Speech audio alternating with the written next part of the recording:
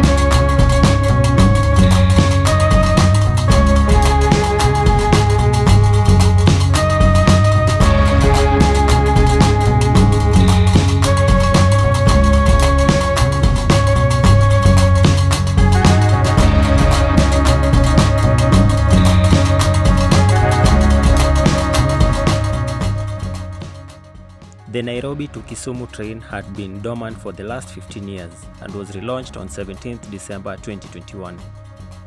This is slightly a year after the train from Nairobi to Nanyuki had also been relaunched after being dormant for 20 years. The experience between the two trains is almost the same, with the biggest improvement being on the economy class seats. The train left the Nairobi station 6:15 am to begin the journey to Kisumu, and it arrived in Kisumu around 5:45 pm. This made the trip close to almost 12 hours long. The train was 90% full, which was quite impressive since booking was only done over the phone and only 2 days before the date of travel. The train then went on to make a few short stops at different stations, which as of the time of this travel were not being used. The only major official stop was Nakuru and the final stop made in Kisumu town. The seats on the economy class of the Kisumu train are a very big improvement. They are spacious and the seating cushions much more comfortable. The economy class has toilets with a sink on both ends of the carriage, which makes it easy for you to relieve yourself during the journey.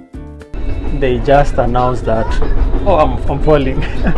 They just announced that breakfast is ready. Let's go and check out the kitchen and check out also the breakfast. I don't know if it's free or what, but yeah. The other big difference between the Nanyuki train and the Kisumu train is that the Kisumu train had a restaurant. There was an entire carriage where you could go and sit and have some food during the long journey. The food was quite affordable and I have to admit it was of good quality.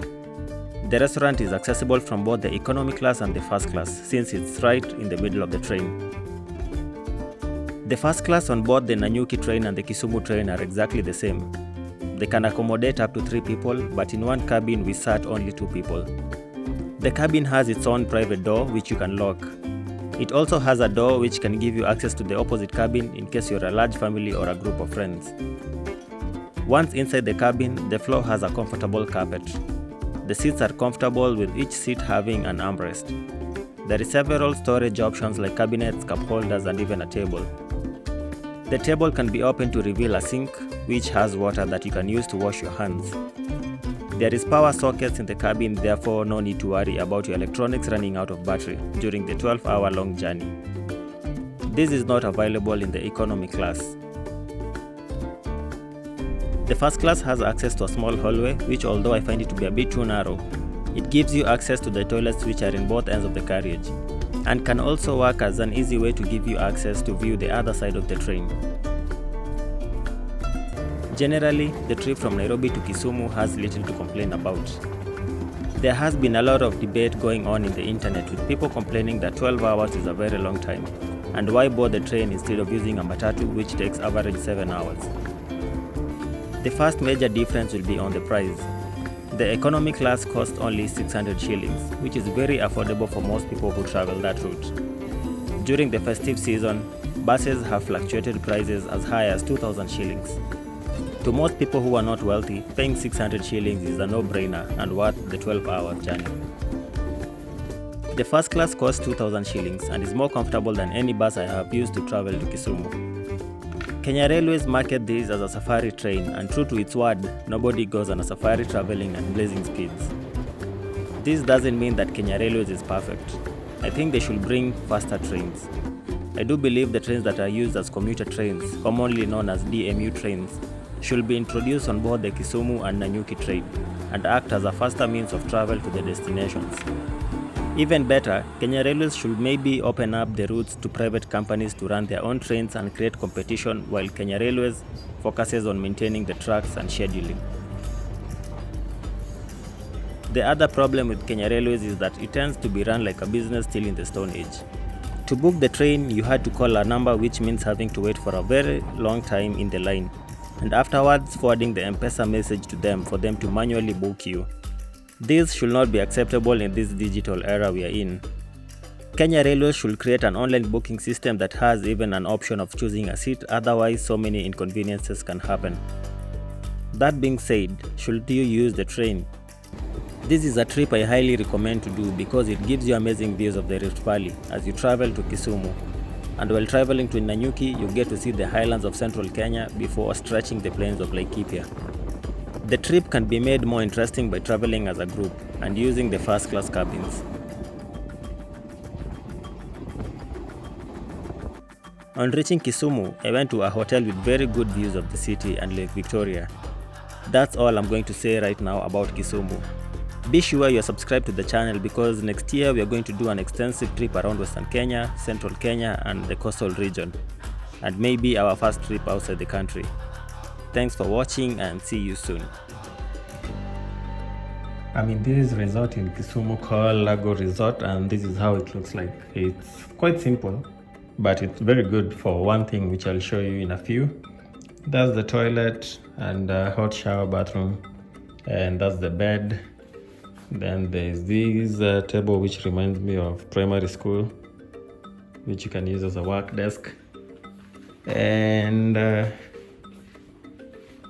there's what's that called, like a hanger, but from the bed you get this very tiny glimpse of Lake Victoria, which is impressive for a room that costs only 1,500 shillings.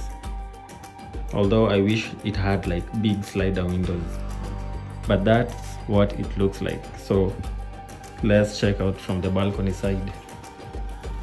Some seats, and there you have it. That is Lake Victoria. Kisumu town is here. Most of the Kisumu estates are this side. For those who know Kisumu, that is Lake Basin Mall, this one here. So Mamboleo is this side. Yeah, that's the end of my knowledge of Kisumu. I don't know if it's visible, but that's hills. Those hills are in Homa Bay. The airport is here. Yeah, and also there's a very beautiful garden. You can sit in any of the chairs and a swing for the kids. It's a lovely place.